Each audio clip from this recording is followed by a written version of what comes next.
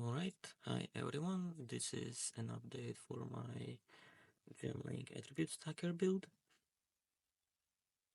There'll be some updates and also some changes too, because some of my choices weren't exactly the most optimal ones.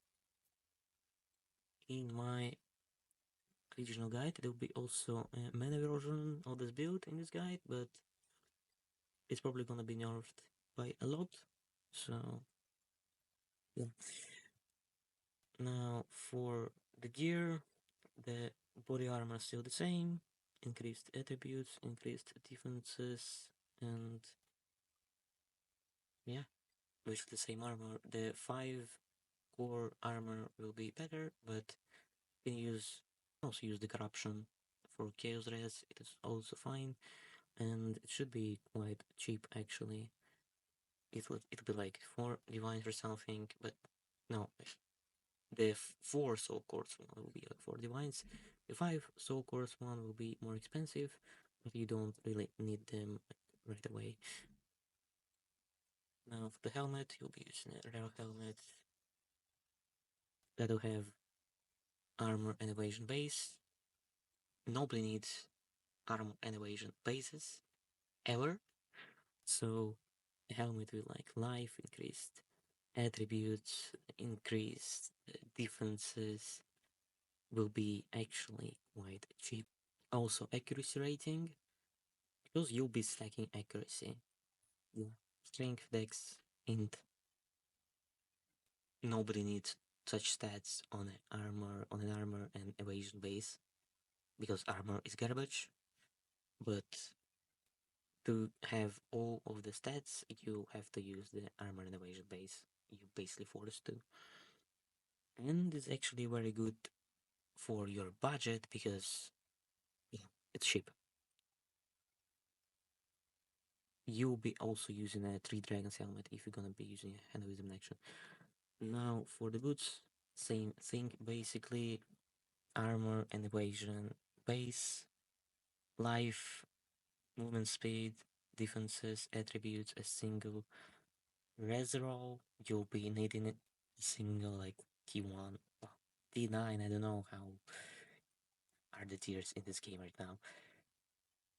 A very big reservoir, like 40 to 45. The other reservoirs you'll be having on your gloves and either one of your rings or on your against darkness jewel or maybe even belt. So be having like one lightning res, one fire, and one cold. So in the end, you'll be having a lot of ORS basically by compiling 3 single res rolls. Now for the gloves, I'm actually using rare gloves because I predict a very big nerf on the hand of wisdom action. So a lot of damage, fire, cold, lightning, all the damage you can get, strength roll, dex roll, and of course single resist. Shouldn't be all that expensive because again, nobody needs armor and evasion bases. It's difficult to find a pair of such gloves because nobody is actually selling them. But you can, well, you can't use actually. You can use the hand of wisdom action. You'll be just stacking some int. You'll be swapping your strength into int. That's why the nodes are white on my tree. You'll be swapping them until you're gonna get less damage on your skills instead of more damage. And well, that's how you're gonna stack some lightning damage. And if you're gonna be stacking lightning damage with kind of rhythm action, you'll be using a 3 dragons helmet instead of the rare ones, instead of the rare one, because you want to freeze with your lightning damage. Basically, you also probably need to take this lucky damage node on your tree. And ingenuity, this is your chase belt, but you can use like a rare belt with life, armor, charm slots, and for strength on it. Maybe even some life recovery rate from flasks. But ingenuity actually worth like not that much in comparison to Astramentis because it can be farmed. And yeah, you should probably rush this item as soon as possible because it basically doubles your rings, and you need that. And at this point, rings that you can double that are actually worth doubling, then they are not that expensive. And the strength and dex rings, they're not that expensive. They exist, and they're like actually quite cheap. And this is the kind of rings you'll be using. Fire, code, evasion, and stats. Nobody really needs strength and dex, so they're not gonna be that expensive. It's just probably gonna be difficult to find them. Yep, they can be quite rare.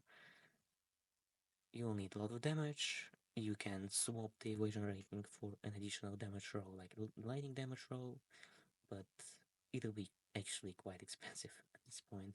You can get the resist on your rings, but you want the attributes on your rings, not the resist. You want as much attributes on rings as possible, so you could double those attributes, and you want them to be the breach rings. Plus, you kinda can use life on your rings too.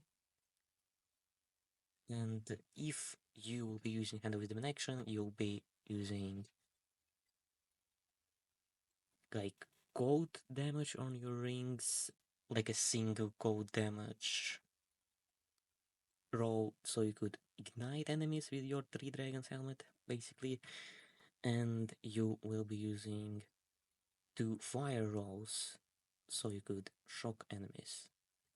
And the other rolls are just like use whatever you want. You can use another cold roll, you can use more lightning damage rolls, but yeah, it doesn't really matter. You can also go for the acrobatics, but you'll be having a lot less evasion, and I am not sure if it's worth it. If it's worth it for you, you can go for the acrobatics. The evasion rating on your rings will help it a lot.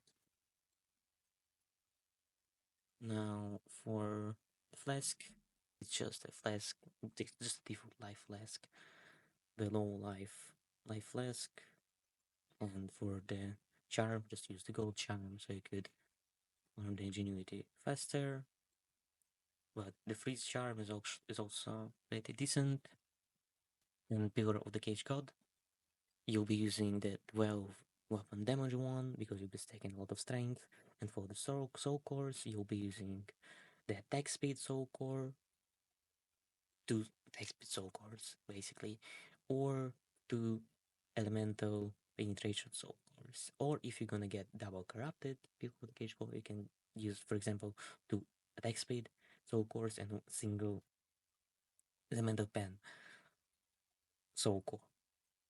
Ultimately, you just want to use like attack speed soul cores, but you have basically no Elepen in your build, so using the Elepen soul cores might be mandatory for you, just so you could kill bosses quickly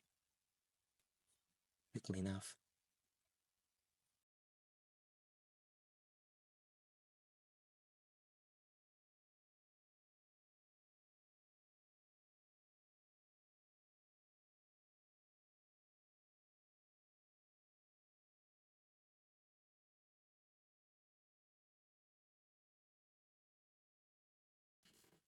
Also, the amulet, I kind of forgot about it.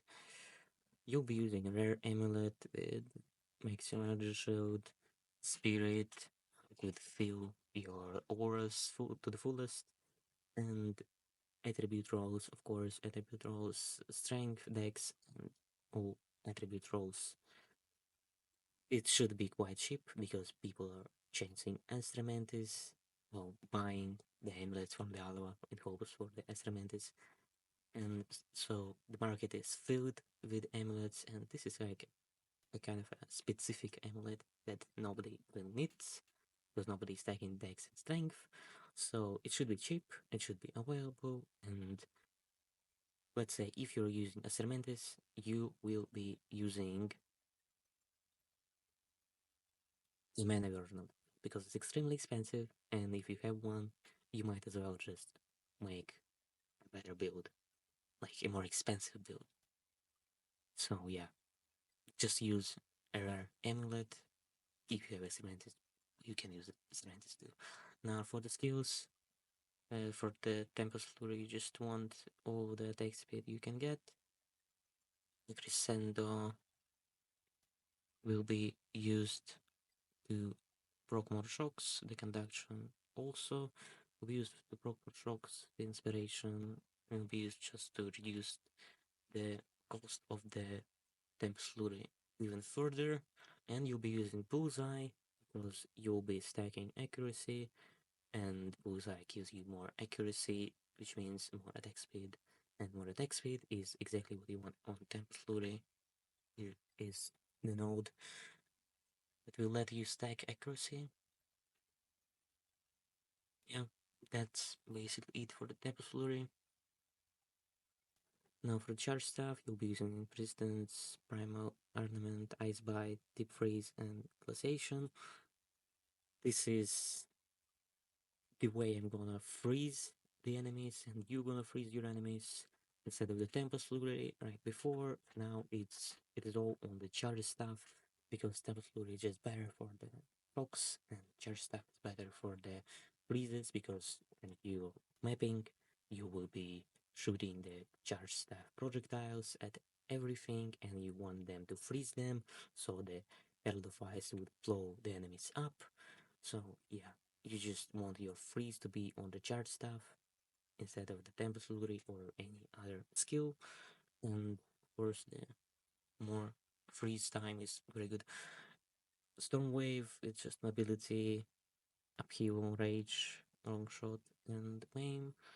I took the maim from the Wind Dancer into the Storm Wave because I had to use something instead of the Rage Forged, and Rage Forged is just not a good skill, especially on such builds that have like a lot of attack speed. It's just not worth it at all, I think. Maybe you think differently, but I don't think it's worth it even on the Tempest Bow. So you'll be using the main instead, and Storm Wave is basically like something that you're gonna be using only during the rituals. So yeah, it's not that important. You can have like the main or no support gem at all. But this skill is not that important altogether. You have a quite standard Tempest Bell, nothing special. Execute and immolate because you're gonna ignite your enemies, and execute because it's just a very good skill gem for boss killing active skill, because bosses are usually getting scarier the lower health drops, so damage on low health is actually quite good. It's kinda 18% damage increase, but pretty decent. Otherwise, nothing special. Again, inner weight, Gold Mastery Killing Strike, you'll be getting some additional damage from the inner weight. Wind Dancer, Blind, Force Nexus, Cold Infusion. Cold Infusion is because you're gonna be freezing things with it and spawning the Frost Nexus, like the chill ground on the floor. And Ghost Dance, Precision, and Vitality, you kind of want to use Green Fist for now, but the Green Fist is gonna be probably just removed from the game, and you'll be using those Dance and Vitality. Regenerate a little bit of your health, because you'll be spending your health on your skills. So yeah. You can also use Cannibalism, and you kind of have to use Cannibalism, but you can get life on kill from your jewels, the Sapphire jewels, so I'm kind of using Vitality instead. And the Combat Frenzy with Profusion, it's just mandatory, you need it.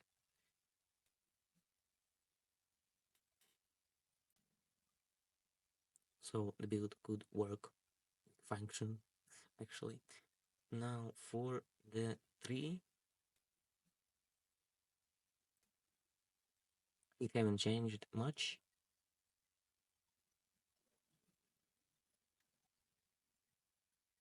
you'll be using the same ascendancy nodes because there is no other option. They're just the best. Still gonna be using this node for the life recovery. Those two nodes are questionable. You can ignore them, you can swap them for something else. It's like level 103 also, so you might never reach them. So yeah, you won't be stunned all that much, and that you can get this instead. Yeah. Also, the elemental elements are. I'm not sure if they're scary enough to use this thing. This node you'll be using basically just for strength. Some armor bonus also fine, but yeah, just mainly 15 strength. Two nodes. Then you'll be going for the basically all elemental resistances. This is the main reason to take this node. The maximum resistances are also pretty decent, but yeah, I I don't think they're all that great in the current meta because you won't have enough of them for them to be meaningful. Blood magic, obviously, and some strength stacking things. Right here, you'll be putting your against the darkness jewel, and it'll have increased strength and either a res roll that will basically transform in a like 40 res, or you will be using the as extra fire damage instead, or as extra lightning, or as extra cold damage. Cold damage is probably the best, so you could freeze things even better.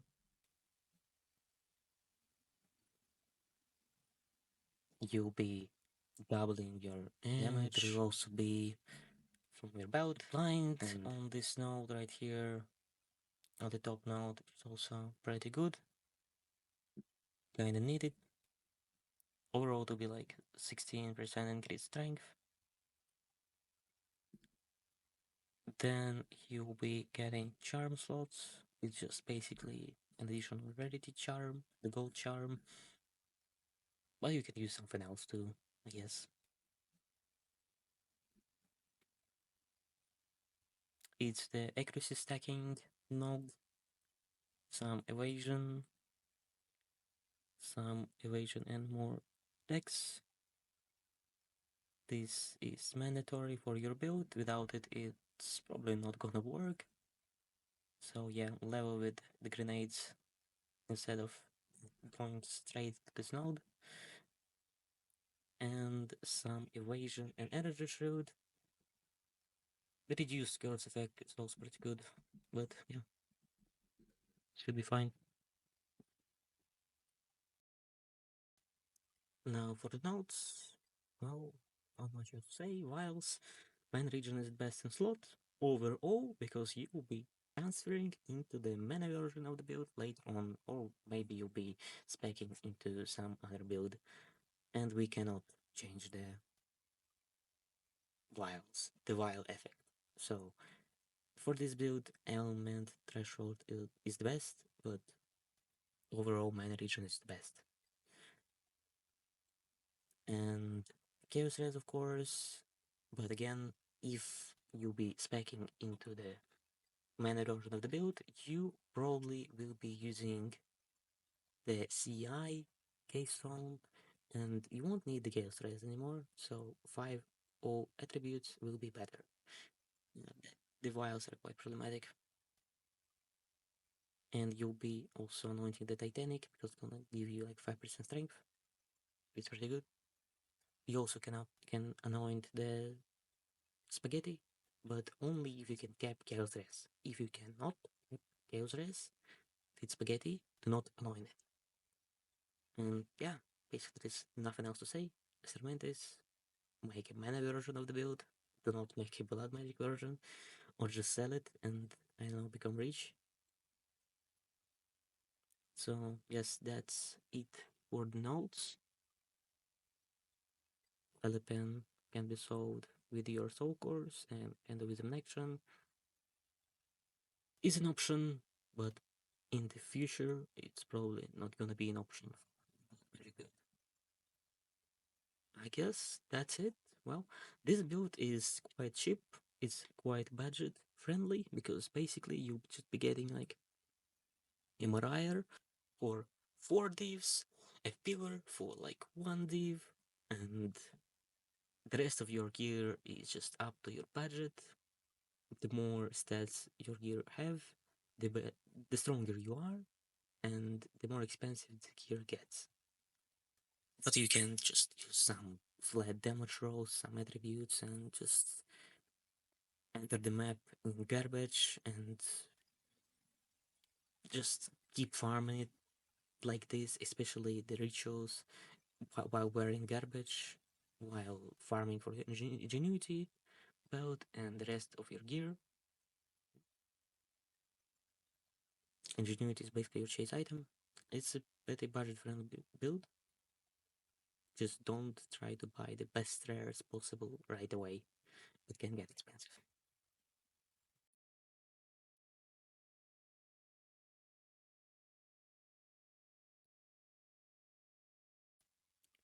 Now for the mana version of this build, I also optimized it as much as I could, except for like some uniques that I don't even know about their existence, like Jewel, something like this.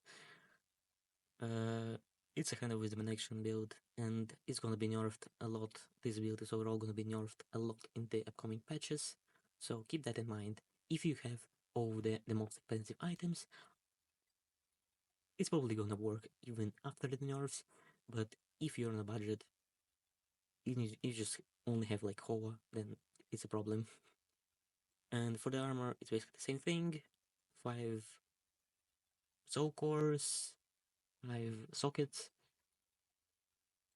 increased defenses, increased attributes, get it as get as big of the defenses as possible, like 20% quality and such. Do not buy like 0 quality corrupted one. Astramantis is the best amulet in the game, but it is also the most expensive item in the game. So yeah, if you have one, use one. If you don't have one, just substitute it with like a rare amulet, I guess. The rings are quite simple. You'll be just using cold damage, evasion rating, and mana. Evasion rating can be changed for an additional fire damage roll, for example, but mana is kind of mandatory. All res in all elemental res, you can balance elemental res like in some different way, but yeah, you you kind of need elemental res on your rings, like all elemental res. Of course, triple attributes will be the best, but they will be incredibly expensive and rare, and yeah, you'll need to get some res from corrupted transspectrums then, and they are even more expensive, and you'll need like 3 of them. So I'll be using like normal ones, and all res is kind of unobtainable on any other pieces of your gear. You'll be getting it on your rings.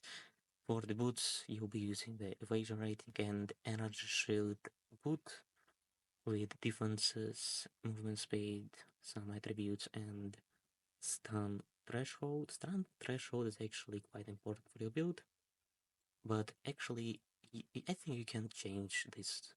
No, this effects for the mana because mana is more important. Yeah, probably like this, but it's gonna be more expensive too. So yeah, you can just use defenses instead. But even such boot will be quite expensive. You can get the armor and the evasion base, but yeah, it's gonna be cheaper, but it's gonna be worse also. And stun threshold, well, if you're gonna go CI, especially stun threshold, you'll need it. Definitely, you definitely need it. So this is not a dead stat for this build, at least. You actually can use it. You can make some use of it, and you kinda need it. Alright, then The next item will be Hand of Wisdom in action. Of course, the double corrupted Hand of Wisdom in action would be the best, with 3% increased attack speed and 1 to 12 lightning damage. And yeah, such Hand of Wisdom in action probably gonna survive the nerf, but overall, I think they're gonna just halve the damage of this item because it was balanced when it was a weapon, but now it's a glove. I don't know how they're gonna balance it. Also, yeah, you're not gonna be using any chaos res cores on your gear if you're gonna go CI, which you will probably gonna go eventually, and you won't be using any rares instead of Hand of Wisdom in action. You'll be using it all the time, even after the nerf. For the helmet, you'll be using 33 dragons. Get the one that will have a lot of LRS and 30 spirit. 30 spirit is mandatory. This is an additional aura. You need the 30 spirit. There is no way to get it on any other piece of your gear. Yeah. It's like 3D, I guess. It's not that expensive. The next is the flask. I'm not sure how it interacts with the chaos integration with CI, but if it works with even with CI, this flask is just absolutely insanely overpowered. But even if it doesn't work with CI, it's just absolutely insane. I don't know who made this flask, who thought that this flask can be like in the game and how that this is balanced. But yeah. And mana flask, just read what it does. It's even more overpowered than Orlot's life flask. It gives you full mana. It gives you mana like regen. It gives you damage. It gives you everything. It's even more powered than Ingenuity. Like at least for the mana based builds, it's even more powerful than Ingenuity. Who made this? Who balanced this? I don't know. And like in PoE 1, it would use like at least like 75 charges instead of 10. In PoE 2, it's using 10 charges. You can use it like 7 times. You can heal to full like 7 times. What the fuck is this? Also, the charms. The stun charm is the best because you're gonna be stunned. And for the gems, just it's, it, there is barely any changes from the blood magic version of the build, but there are some changes. I guess like there is the lightning infusion and some other lightning gems like lightning pen on some parts of your gear because you will be able to use those such gems because you'll be dealing only lightning damage and you'll be using electrocution on your charge staff, yeah, just to reliably apply shock to your bell. In the Chiyua, you can use curses now because you're dealing only one type of damage, so very important. For device, nothing special. You'll be getting some damage from inner weight. Tempest Bell, again, nothing special. And Grip Fist, I think will be removed from the game, but you can use it for now. Later on, you'll be using Ghost Shroud, just like Blood Magic build. You can actually start using it right now just to get used to it. And of course, Combat Frenzy with Perfusion. Now for the tree, it's quite simple.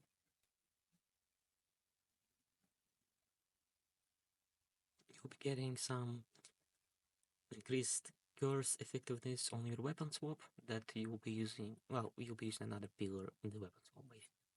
Some weapon swap time increased, decreased, whatever.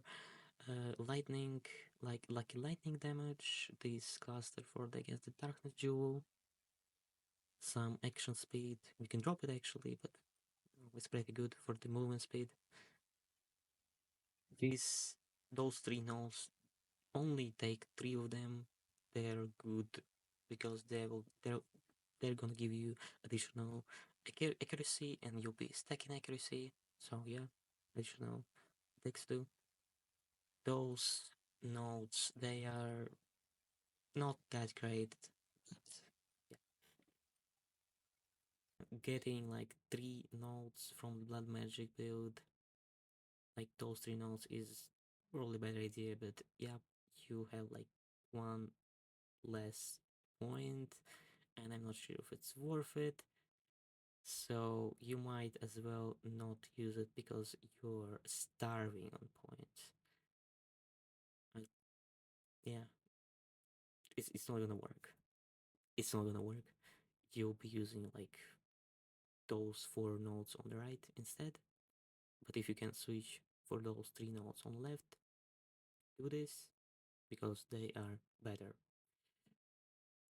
Now for the rest of the tree, you'll be getting some energy shield, some int, and some increased mana.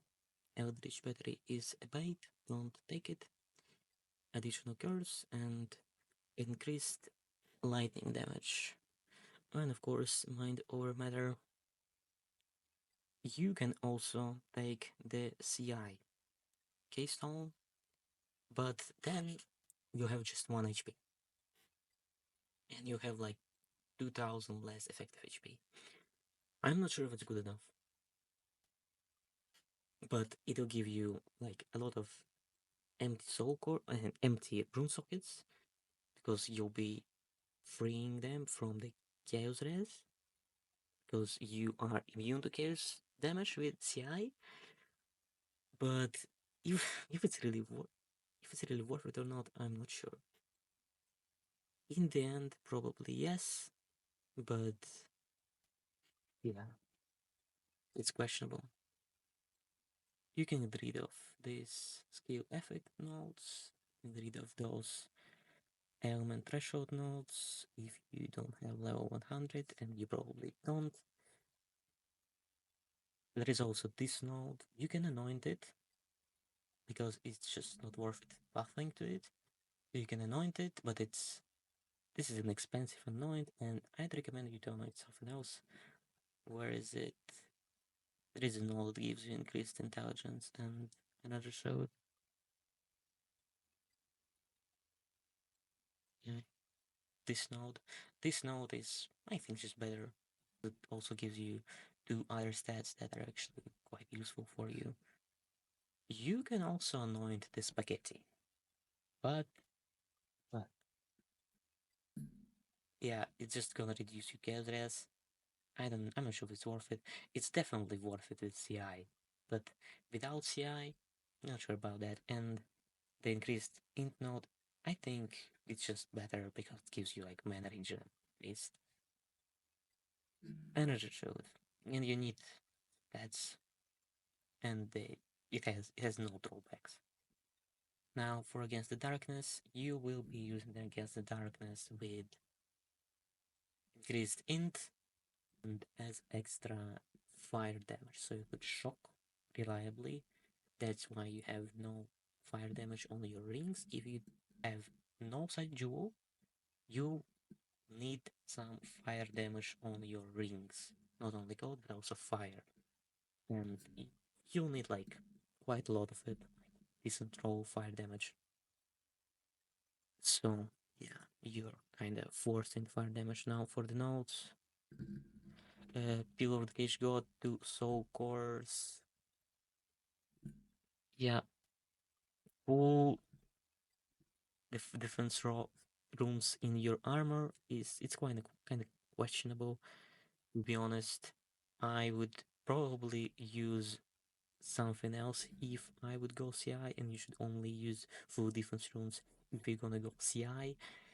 But even if you're gonna go CI, you can get like 25 all res from your soul cores, and defense runes they are an option, but I'm not sure if they are good enough of an option. You can also go get the mana runes, and not runes but soul cores, and you have a lot of mana. You can make some use off of them. And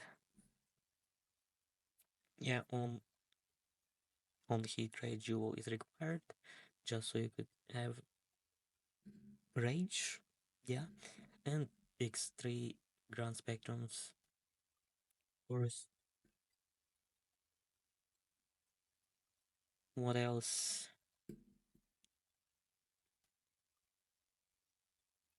Yeah, guess that's it. There's nothing else to say. This build is gonna be nerfed by a lot, but it is a better version of the bad magic build. For now, at least. Oh, and one more thing for your Pillar of the Cage God, you want um, an an attack speed corruption, and if you can afford double corruption, you want an attack speed corruption and an additional socket corruption, and you want to socket only the attack speed soul cores into your sockets. It'll give you a lot of damage, and double corruption is actually like it's worth it. It's expensive, but it's worth it. Well, that's it. Guess I have nothing else to say. Goodbye.